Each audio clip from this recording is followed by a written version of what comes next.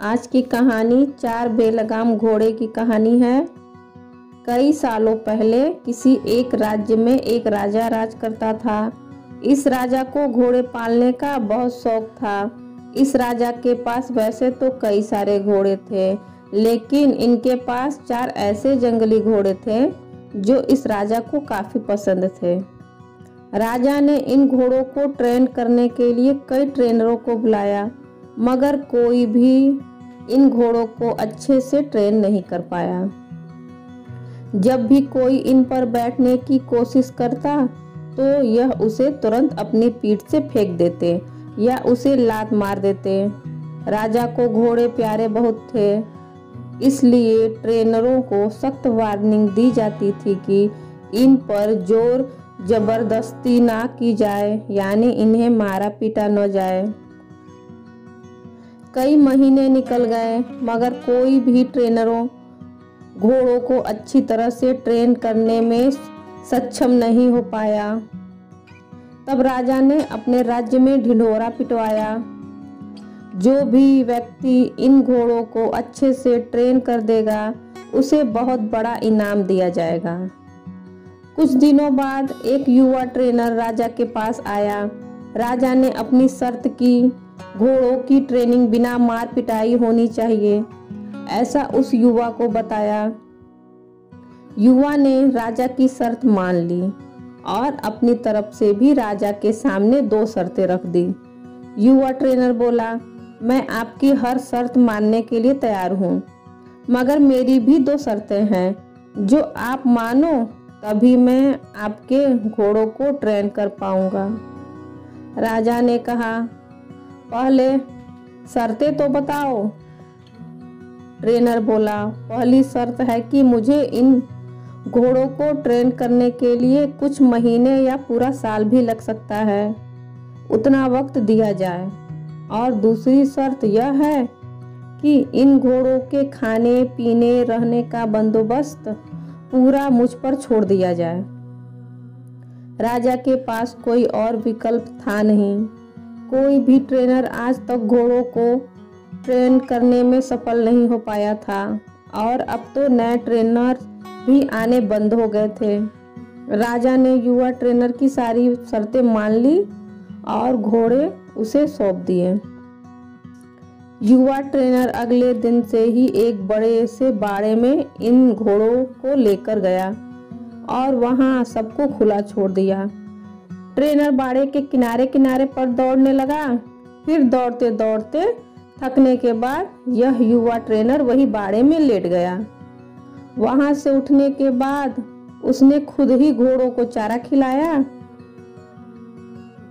और पानी पिलाया। इन सब प्रक्रिया के दौरान उसने घोड़ों को नहीं बांधा था। अगले दिन भी ट्रेनर ने वही सारा काम दोहराया जो उसने पहले दिन किया था।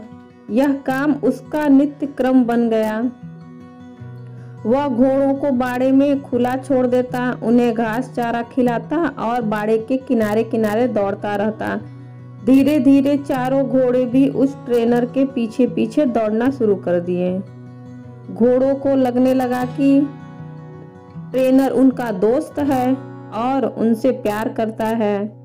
सारे घोड़े ट्रेनर के साथ बहुत ही सहज महसूस करने लगे। कुछ महीने बीतने के बाद एक दिन राजा अपने घोड़ों की खबर लेने के लिए और यह देखने के लिए कि ट्रेनिंग कैसी चल रही है, बाड़े में आया। राजा ये देखकर खुश हो गया कि सारे घोड़े ट्रेनर के पीछे पीछे दौड़ रहे थे। राजा को अब यकीन हो गया कि यह ट्रेनर ही घोड़ों को ट्रेन कर सकता है। राजा खुशी खुशी वहां से चला गया। देखते ही देखते एक साल बीत गया। तब जाकर युवा ट्रेनर ने राजा को संदेशा भिजवाया कि घोड़े पूरी तरह से ट्रेंड हो चुके हैं, सो राजा एक बार आकर देख ले। राजा की हाजिरी में युवा ट्रेनर ने एक के बाद एक सभी घोड़ों की सवारी की और उन्हें मनचाही जगह पर ले जाकर दिखाया। राजा यह देखकर बहुत खुश हो गया। राजा ने युवा ट्रेनर से पूछा कि मुझे तुम बताओ कि तुमने यह कैसे किया। युवा ट्रेनर ने राजा को सारी बात समझाते हुए कहा, मैंने सबसे पहले इन घोड़ों को अपनापन महसूस कराया। इनके साथ रहकर मैंने इनको आज़ाद करके यह जताया कि मैं इनका दोस्त हूँ और मैं इनसे प्यार करता हूँ। फिर मैंने इनको खाना और पानी देकर उनके और करीब जाने की कोशिश की और इनके साथ खेलकर इन्हें सिखाने की कोशिश की। इस तरह धीरे धीरे यह मुझे अपने करीब आने देने लगे, अपनी पीठ पर बैठने देते हैं और फिर एक दिन भी ऐसा भी आया जब मुझे यह पीठ पर बिठाकर दौड़ने लगे। राजा ने युवा ट्रेनर की समझदारी की प्रशंसा की, उसे वादे के अनुसार लाखों सोना मुहावरे दी और साथ में हमेशा के लिए इन चारों घोड़ों की देखभाल करने की नौकरी भी दी। दोस्तों, यह कहानी तो बहुत मज़ेदार और रोचक है, मगर इसका जो सारांश है वो बहुत ही गहरा है। अगर मनुष्य के जीवन के साथ इन चार घोड़ों की तुलना की जाए तो यह चार घोड़े होंगे चिंता, गुस्सा, घमंड और लालच। और मनुष्य की बुद्धि को हम युवा ट्रेनर की तरह देख सकते हैं। जिस तरह से युवा ट्रेनर में समय लेकर और समझदारी से धीरे धीरे चारों बदमाश घोड़ों पर काबू पाया, उसी तरह कोई भी मनुष्य अपने जीवन के सबसे बदमाश घोड़े यानी कि चिंता, क्रोध, घमंड और लालच पर काबू पा सकता है। पहला अप्रशिक्षित घोड़ा है जो कि चिंता है। हमारी बुद्धि को यह समझना होगा कि चिंता बुरी होती है और चिंतन फायदेमंद होता है। चिंता किसी भी समस्या का हल नहीं होता। हाँ, चिंतन से हमें नए रास्ते जरूर दिखाई देते हैं। दूसरा उदंड घोड़ा है क्रोध। दोस्तों, कभी कभी जीवन में क्रोध करना आवश्यक होता है। कभी कभी ऐसी परिस्थितियां आती हैं जब आपका हक कोई मार रहा हो या बेवजह आप पर जुल्म कर रहा हो, तब क्रोध करना कोई बुरी बात नहीं है।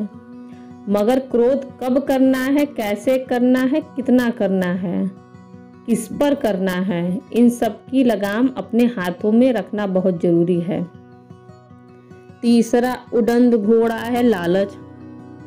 लालच ज्ञान पाने की हो तो अच्छी है, लालच अज्ञानता की हो तो बुरी है।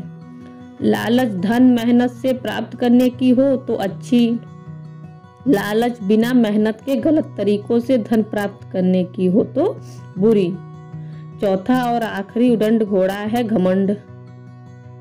मैं यह काम कर सकता हूँ, इसे गर्व कहेंगे और सिर्फ मैं ही इस काम को कर सकता हूँ, यह घमंड होता है। बस यही सारे फर्क बुद्धि रूपी ट्रेनर से इन उदंड घोड़ों को समझाना होगा। फिर आपके यह चारों बदमाश घोड़े भी देखिए कैसे कंट्रोल आ जाते हैं।